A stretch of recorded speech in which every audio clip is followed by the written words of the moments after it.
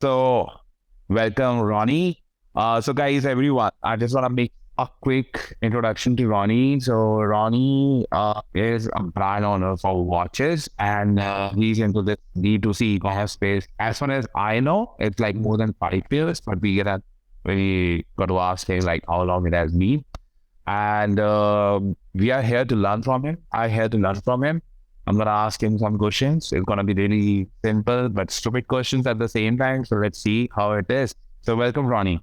Thanks, buddy. No such thing as stupid questions. Simple questions always welcome. Perfect, perfect. So Ronnie, just a little bit background about you, like how you got started into this world. Yeah, sure. So I'm a first generation immigrant to Canada. So the way it worked was lived in India till I was 22. Studied in Mumbai and Pune. Went to London for my masters. When I was in London, basically I got this opportunity. My mom called me one Friday and said, "Hey, look, we've got this golden ticket, which is basically we got capacity to immigrate to Canada." So this was back in about 2008. So bags packed, moved to Canada from London, and basically that's where I was. Of course, the life of an immigrant isn't easy, and the road of immigration isn't paved with gold. So for the first, I think, couple of years, did a bunch of odd jobs. Used to pick blueberries from 5 a.m. to 2 p.m. Used to go sell Indian radio door to door from like 3 p.m. to like 8 p.m. And then basically at night time, used to do a different job. So I used to do 3 jobs in a year. Second year, did 2 jobs. Then I found a YouTube channel, basically taught myself online marketing, watching YouTube and just reading up online. And then got a job working at HSBC as the head of, HSBC Digital, which is basically like, back in the day, it was basically like, hey, this is 2010, right? So people are like, oh, there's a digital thing going on. We're a bank. We don't know much about digital. So may as well, employ this young guy who sort of knows what he's talking about and, put them in the mix. Worked at HSBC for a year. Didn't like it as much. I'll be quite honest about it because it's a bank and it takes about, I think it needs to take about 8 months to plan one digital campaign. And there was a lot of egos at play. So I said, this isn't my cup of tea. So I said, catch you later. And then started working at Best Buy. And Best Buy is where I truly learned digital the way it should be, which is essentially because it's a retail chain. Every week there's a new promotion. So, I'd go in the morning. There used to be about 6 different campaigns at my desk. And I was a media buyer. So I used to do traffic campaigns in Google AdWords and Facebook and a bunch of other things. And basically, they used to hit my desk at, 8 a.m. in the morning and all had to be executed by 2 p.m. And then basically, rinse and repeat, rinse and repeat, rinse and repeat. So I think in a year, I was probably, 12 hours a day, 6 days a week, not even, yeah. So that's 72 hours, 72 times, 4 or 72 times 4. I don't know what that becomes. I'm trying to see how many, did I do 10,000 hours in 1 year or not? That's the question, right? 72 times 4 is about 288. And 288 times 12 is what? Let's see. Yeah, so 3,000 hours. I did 3,500 hours. So after 2 years, that's about 7,000 hours.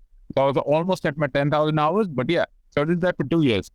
And then basically went to work at to Australia to work for an ad agency. Didn't like it as much. Came back, said, look, making a bunch of money for all these guys. Why am I not doing something by myself? And then that's how I got started in watches. So now I run a watch brand and a portfolio of 15 different websites in software, app development, a bunch of other things. So it's been quite an interesting journey.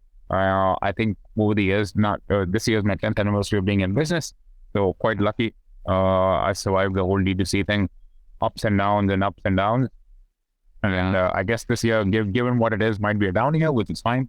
New learnings, new ways to expand. I think a down year is always important because I think there's a lot of people who say the market's down means that we should shut shop. But I think I would look at the other way. Downtime usually means it's a good time to innovate. And yeah, I'm looking at the opportunities to grow. Perfect. Perfect. So like you have done a lot of stuff and basically migrated from one place to another for these years, right? Yeah. So it's basically like, and yeah, so I mean, it's moving second nature to me, right? My dad used to be in the army. Every 3 years, he'd be in a different location. So for me to be in one location for more than 2 years, I get the itch. I need to move, I need to move up every couple of years anyway. So like if you were to sort of say like, hey, pack a suitcase and move anywhere in the world. It's extremely easy, no problems. I'll make friends anywhere. I tend to be kind of friendly.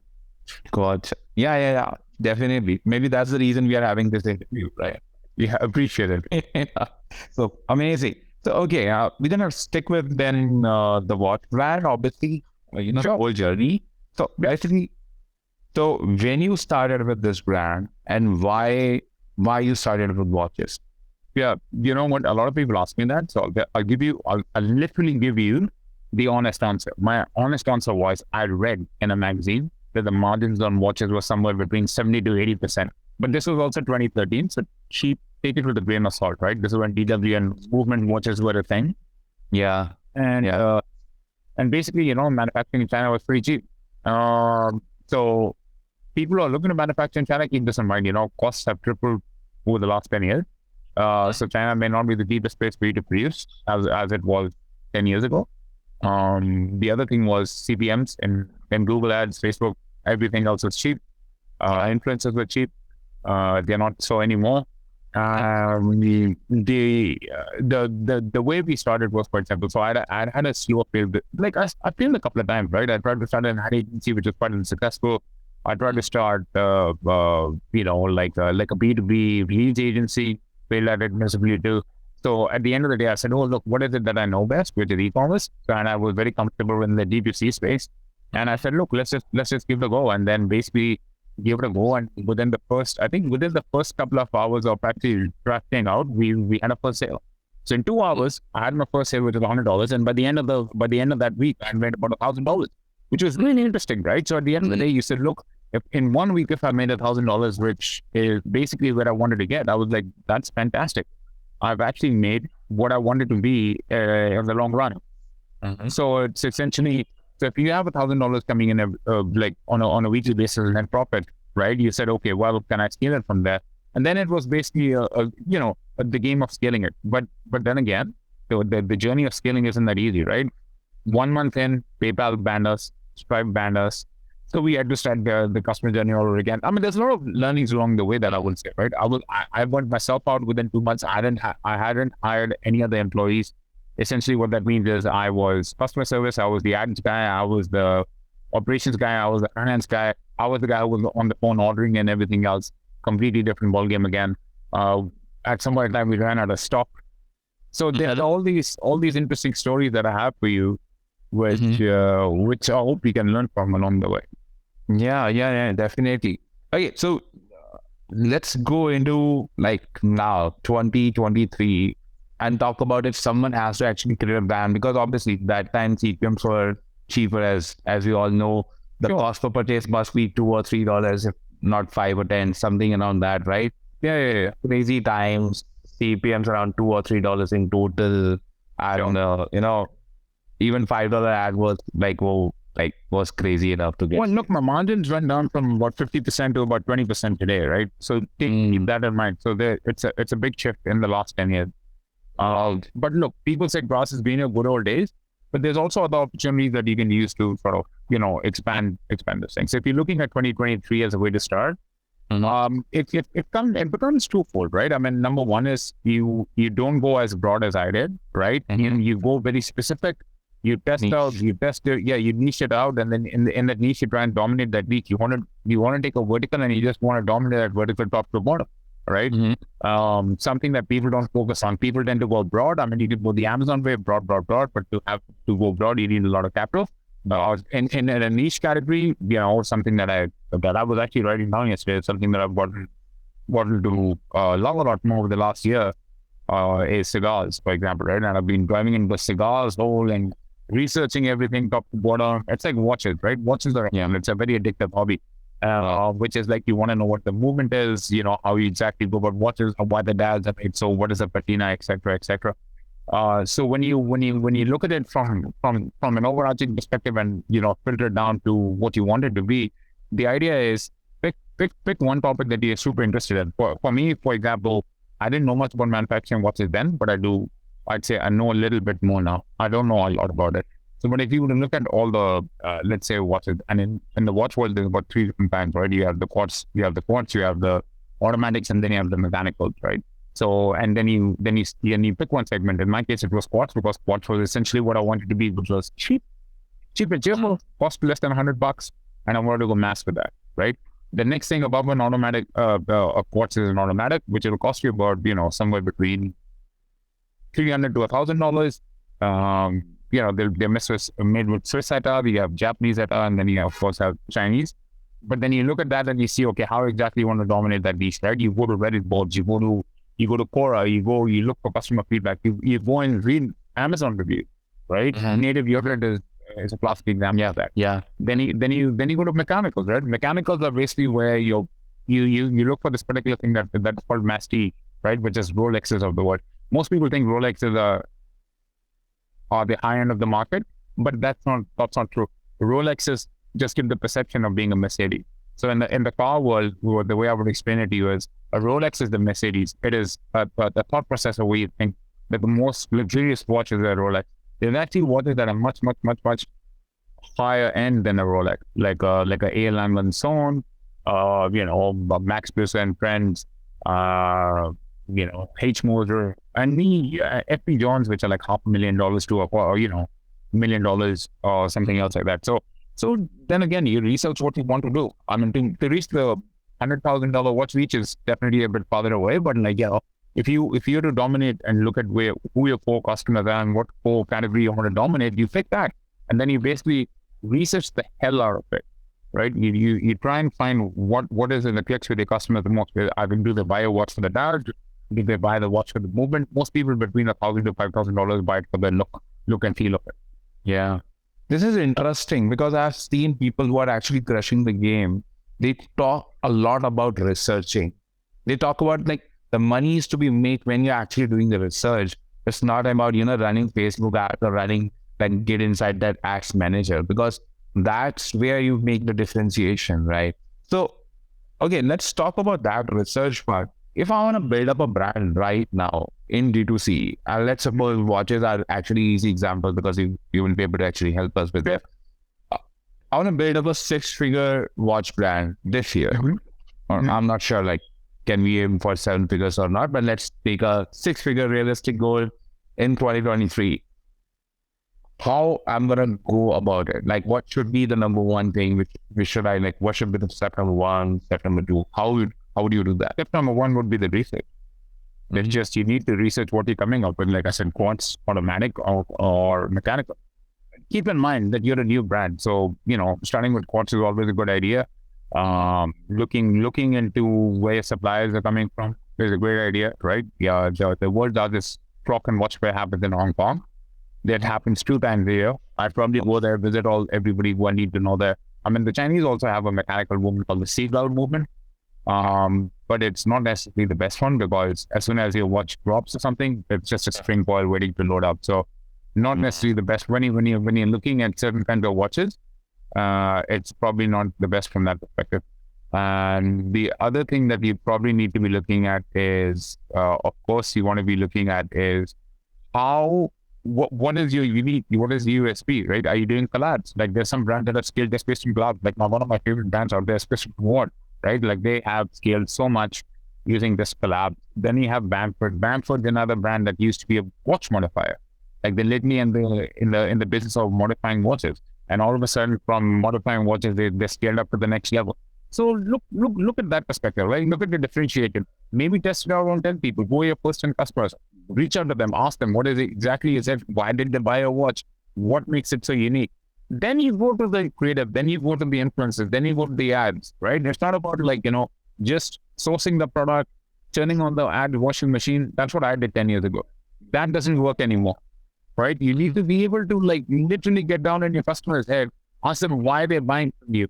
Have that feedback. I still call my customers to this day. I'll randomly pick up the phone and call 10 different customers every month. Why are they buying from us? What is it that they liked about it? What is it that sets us apart? Right? All these things are extremely important. Okay, interesting. I've even seen one guy on Instagram. I don't remember the name. Hadley watches. There's Henley. Henley is not a big one. Not Henley. There's a guy who is doing some kind of a challenge. He goes on a road. His slogan is "Love Your Journey." You must have seen that guy. I'm not sure. No, actually, I haven't, man. So he's like more kind of a community-driven guy. He has actually sold his house, and now he's living his dream by like actually creating a watch brand. And what he is doing is like he goes from one city to another, and he posted on Instagram or TikTok that I am in this city, and he shares some location hints that where I am. If someone can actually find me, the first person who will find me and say, love your journey will get the free watch. It's like he's kind of creating a community. The watches are like, I think it's just a symbol of a community. It's like not like about obviously, the quad watch or maybe automatic watch. It's more about like community building. So do you think like, if suppose someone is taking the route of a community, let's suppose I'm building up a brand in India for the pillar. I like we're hustling, grinding and doing everything. Yeah. And you're trying to create something on our own. And I want to make something so that I can actually resonate with that brand. For example, maybe a watch, maybe I come up with a clothing, or maybe I come up with some sneakers. So what do you think about that part? Is it possible to resonate? You can have complementary products, right? You can have complementary products that go with watches, for example. I mean, we made a big business of just selling straps. Out of the watch brand, we made a completely different website that just sells straps, because we found a latent market just where people just wanted good looking straps and leather, silicone, NATO straps and other things which people wanted. So out of that, we evolved another brand which basically sold that, and that brand itself sells 7 figures a year, right? So it's quite interesting where that reaches the straps, as and when the watch market margins went down, the straps margins actually went up.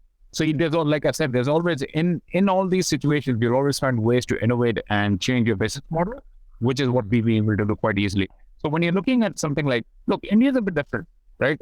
I don't operate in India. And the thing is, we launched in India and then within 6 months we pulled out, because there's 3 things in India that I found very, very interesting. Number one, we as Indians, we are quite loyal to the coin.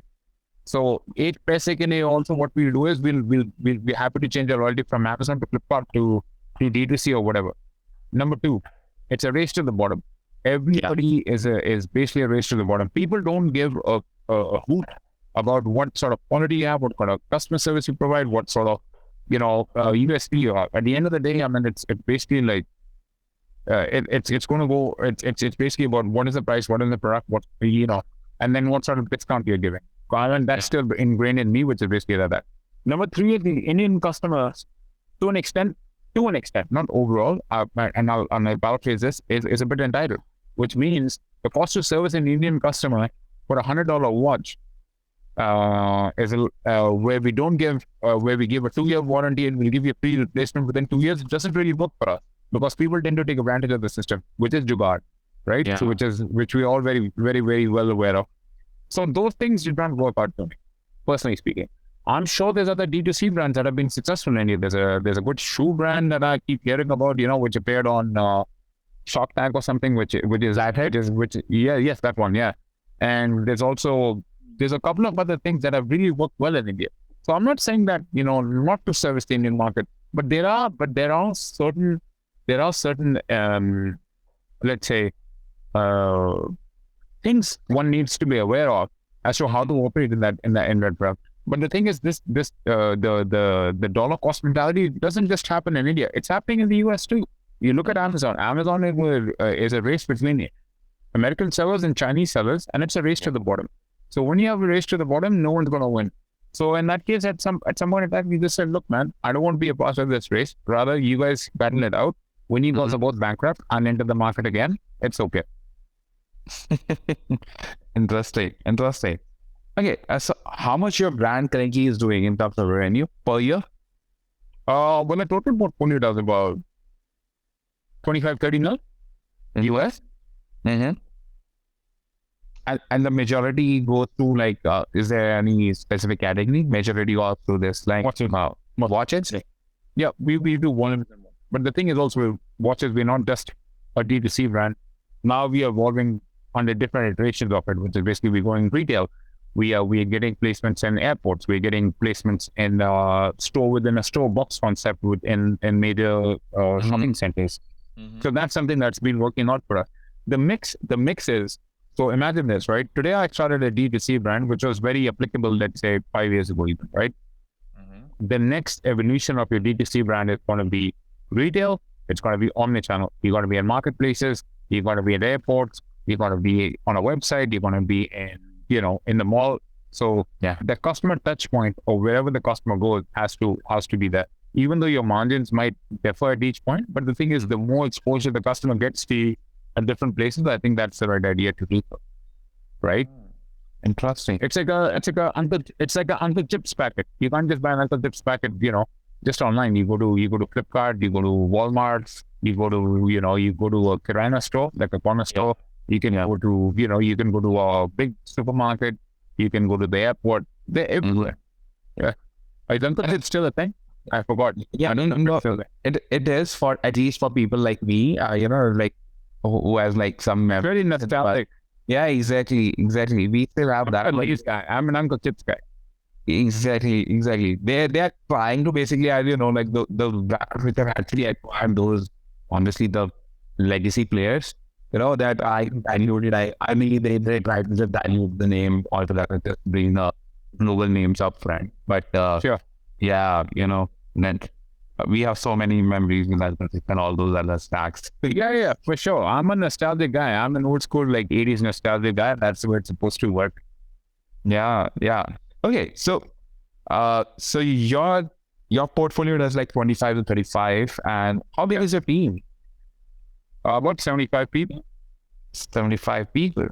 Yeah. So, and now it's remote. My company is 100% remote. When we started in 2013, we were a remote first company. Before COVID, before all this crap. So we are still a remote company. The only thing that has happened in the middle is COVID happened. And basically when COVID happened, we were already ready to be remote. So nothing changed for us. It was just another day at work. It was usual day. It was just work as usual. Yeah. So there nothing's ever changed for us. I've seen your interviews actually where you talk about obviously team structure, EOS, basically, traction, work. Yeah, and I wanted to touch base on that thing because we are already talking about team and everything. So, okay, so you were doing everything in the beginning, right? And I've seen your interviews where you talk about, okay, you only had like $5,000 in your bank account. Yeah. Oh, I haven't even mentioned that, but that's okay, man. That's like, it seems a bit too tech pro being like, I only started with $500 for it. But that's pretty much. Like, exactly. So, okay, so when you were doing all the things, so I'm just going to ask some technical as well as some very, very simple questions. Like, okay, you started your business and it was making you money. Let's suppose you got your first, watches online. Yeah, it's making you money. You're doing everything on your own, media marketing, customer support, everything. Yeah. What was the major step, which I kind of already know because I've seen your interviews, but still I want to drill it down more. Sure. What was the main catalyst or the main step you took that actually changed the trajectory of the whole business? Let's talk about that. That's an interesting one. So for me, it was implementing EOS in the business, right? Which was basically, it's called the Entrepreneur Operating System. I talked about it before in my interviews. It's a book by Gino Wickman, and basically it's twofold. So one of the things is, so you look at when you're hiring customers, you need your employees. So you need to look at a couple of qualities, right? Which is they got it, they want it, and they have the capacity to take on more, right? That's basically how this whole book is explained. So there's two books. One is EOS, and the other one is Get a Grip, which is basically I like Get a Grip because it's like a case study, and that's the one I highly recommend for you. For anybody to read. It's like a case study. It reads like a case study. So super important. So what happened with that was I went from working about 60 to 80 hours, which I was still about 3 years ago, to working which was working in the business, getting my hands dirty, managing people, micromanaging people, not letting trust. Trust was definitely some of the things that I wasn't letting go, which was like I'm going to be the one in charge, blah blah blah blah blah. And today it's more like, I trust my managers, my middle management. So creative middle management, the middle management takes over everything. I have it look at it from a very strategic perspective. and then we have the employees who are trusted by my managers and myself to execute and do the job to the best of their ability. So rather than us actually look at how people are doing things, our job is essentially to trust them wholeheartedly to do their work. I don't check their work. It's not my job. You're all adults. Please do your job. But that trust comes with a caveat. The caveat is, if you don't do your job, chances are no. The answer is we will fire you. Sorry, there's no second chance there. Yeah. So trust is penultimate in a company. Mm-hmm. However, if you ruin it, chances are you're not going to get it back. Sorry about that. Which is fair to say. Which is fair, man. I mean, like, it's like just fair. Yeah. I'm not dependent. I'm not going to say I'm disappointed in you. It's more like, you need there's the door. Okay. How much were you doing per day or per month when you actually took this step? When for years? Yeah. Years was interesting. I think at that point in time, I was doing about $500,000 a month, maybe. And this is only you doing all the stuff, right? No. This is not just me doing all the stuff. This is when I had a team of about 25, 30 people. Okay, but 25, 30 people, but there was no operating system. There was no operating system. It was me managing everybody individually. So imagine, so basically going after everyone and talking, okay, you do this, you do this, you do this. But the caveat is this: by that time, I read too many of these Tech Pro books. And these Tech Pro books were like, I wanted to create a horizontal flat structure, and I needed to know what everybody was doing. So please don't take your inspiration from these Tech Pro books that you read out there, right? I think it's more like they're experienced people. Mm-hmm. This guy will tell you from their experience that maybe like some of the stuff that people write about themselves is all hogwash. The reason they need to be seen as the one-man army is because, of course, we all fall in love with this, we romanticize the one-man show, the Musks of the world, etc., right? Behind these people, there is a team of about 1,000, 2,000, 3,000 extremely intelligent people as well. So today, I might come on the show and say, I'm extremely intelligent and I've done this all by myself, but keep in mind there's 70 other people who are behind me who are keeping the show running. And hence, I don't use the term, it's my company, it's our company. Perfect. So in meetings, people have corrected me. It's like I use the term we, it's not me. So bro, if suppose someone is actually starting this up and he's on his way and he's doing maybe $1,000 to $5,000 a day in revenue, and he's making 20% profit, let's suppose that's the level he's doing like 6 figures. And he has a small deal, maybe 2 or 3 people working with him, managing the customer support. How much should he allocate to have a EOS? Because for EOS, look, if you're a smaller team, if I were you, right, if you're making even up to like 10K a month in rev, hire somebody day one, put the foundations in place. All right, a good EOS implementer would charge you between $1,000 if you have a team of $500 to $1,000. If you have a team of about 5 people, right, that's roughly the budget. They should charge you monthly, so that, and from 5 you can scale to 7 to 10 and so on and so forth. I mean, as the team grows, the EOS implementer can charge a little bit extra per head because it takes a little bit of time for that.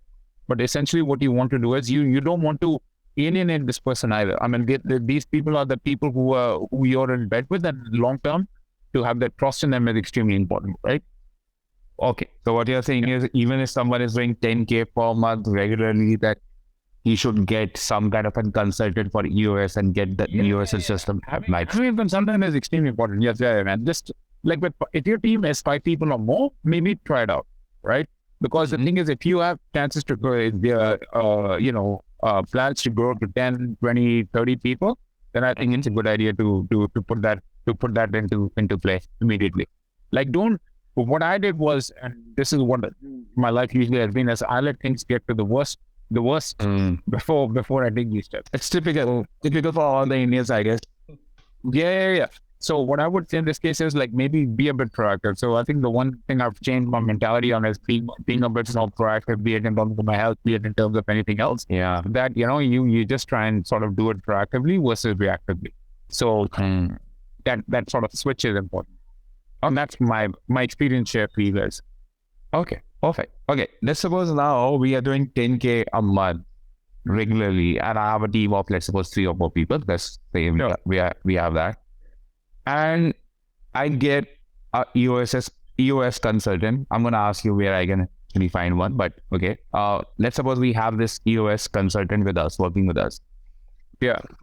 Is this EOS consultant gonna help me out in figuring out the vision at the same time? Yes, for sure. Like the thing is, a good EOS implementer is going to sit down with you and talk about 3 things: your vision, mission, and values, right? What your mission, vision, and values is that this person is going to sit down with you and come up with all. So for us, I think we came up with a mission value. So your vision is, of course, the first most important thing, right? What is it that you see with your company? What is it that you as the entrepreneur and the captain of the ship see this going? So you lead with a mission. Our mission is to be the best watch brand under $100, which services the people in the US market, right? Then I will go and say, okay, what are the 3 things out of this vision that I will, of course, go with, which is provide the best customer service, right? You might have heard that a lot of times before. Number 2 is, resourceful. So no matter what happens, no matter what watch brand you own, our job is to be as resourceful in the watch world to help you and educate you and grow your love for watches, right? And the third is to be human. We are not AI powered chatbots. We like to have one-on-one interaction with customers. Customers love it when they come to us with a weird watch and they say, "Look, man, I don't know what is the value of this watch. What this is the watch from this era." And generally, there's about 10 other people or 20 other people in our team who are excited to see this watch. We love exchanging watch pictures. When people come to us and show you a watch, even if you're watching an old quartz watch, and people are like, "This is only $50," or it's I don't know, it belonged to my grandfather, whatever. We genuinely care for this customer to say, "Hey, oh my God, it's a HMP watch, which is only about $30 or $40, right? A HMP watch is still a beautiful watch, right? We don't differentiate on what sort of a watch you have. We're not watch snobs. We just genuinely love what we have, what you guys have to offer." Perfect. Okay. Where we can find that EOS consultant? Where and when? So the bar, Julian, I can send you his contact information if you do watch. Please share that. Yeah. He's a good guy. He's a very good guy. He's based in England. And if you do want to get in touch with him, please do. But please don't kick ties with him. He's an extremely busy man, and only reach out to him if you have an intention to hire someone. And how much he's going to be in terms of I don't know, man. See, this is again the Indian thing. How much is he? I don't know. I think it depends on your team size. It's the thing, right? It's like it depends upon the team size, right? The bigger the team, it depends on the team size. It's a very human thing, right? It's like if I spend 3 hours. So when I started, I had 30 employees, right? And if for me, he's going to spend if he spend 3 days a week, right? 4 weeks a month. That's 12 days I've taken out of this guy's schedule. Then if he sends me a $5,000 or $6,000 bill, I'm okay paying it. My only advice is whatever money he charges you, there's no discounts. Please don't ask him for a discount. Yeah. Just pay the man what he wants. He's worth every goddamn penny. So that's the only advice I have for people. Okay. Yep. Now we have this already in place, so everyone pay the man for what he's worth. Pay the man for what he's worth. If you want to nickel and dime him, then probably not a good idea to go around that. For sure. Then I probably don't have a good recommendation for you. No, perfect. Thank you so much. Because I got to know about that guy from your last interview, so I just want to leave that name. Yeah, for sure. I think it's worth it. He's worth every goddamn penny. Like I will put my name down on a piece of paper. He's changed my life and anybody else's life and business. I think he's well worth it. So basically, before the US, your business was just struggling or making money, but it was like all over the place, right? Yes, correct. This man got structured to the bit. And just because of this structure, you're able to run multiple companies now. Correct. Yeah, man, like, dude, I put it this way. I work on the business. When people talk about working on the businesses, I'm very, very high level, right? I'll consider me the president who's basically got 6 people to execute what exactly I think. Okay. Amazing. So the speed of execution has doubled now. So they've become 6 times. And every single company has different operators in it, like, or the common operators are available across the companies. Well, there's operator. No. So we will see each company, but what we've done is we've been able to silo people into it. So a marketing department, an ops department, a dev department, and everything else. And basically based on the revenue of the websites, we allocate resources based on it every day, right? So basically it's kind of an incubator altogether, and like a raft. Exactly. And Yeah. if you try to create a new company, you already have a marketing department altogether. They're gonna work on Think of an internal agency, man. That's it. That's the easiest way I would be able to explain it. And based on who your client is, your highest performing website, that's where you allocate resources based on that. Oh, amazing. Okay. Just couple of questions last, and where you are taking this brand? Like, what's your plan for the next 5 years? This brand headed for a sale as soon as the markets are back up and multiples are back up. We had an intention to sell last January, and then the markets went down, of course. But now, man, I want to exit the business, man. That's it. Like I said, I'm interested in now I'm interested in cigars. So I want to start a cigar business. So why the hell not? Amazing. Thank you so much. And where people can actually find you? LinkedIn, Ronnie Teja, Instagram, Ronnie at Teja, Facebook, Ronnie Teja. So few other avenues. Yeah, I'll send you all the links, social media links, and you can post them there. Perfect. Thank you so much. Yeah. I think that's about it. I know your time is so damn precious, and no, not at all, man. I have to run for another interview also. There's a couple of interviews. Amazing, fine. But thank you so much, Ronnie. And I'm gonna put all the links in the, and I'll send you Julian's contact as well. For sure. There's gonna be a lot of, obviously it seems like I'm gonna need that guy for sure in the coming weeks. Pay the man for what he's worth, man. That's what I always say. Perfect. Thank you so much, Ronnie. Have a good day, and thank you again. See you guys. Cheers. Bye. Bye.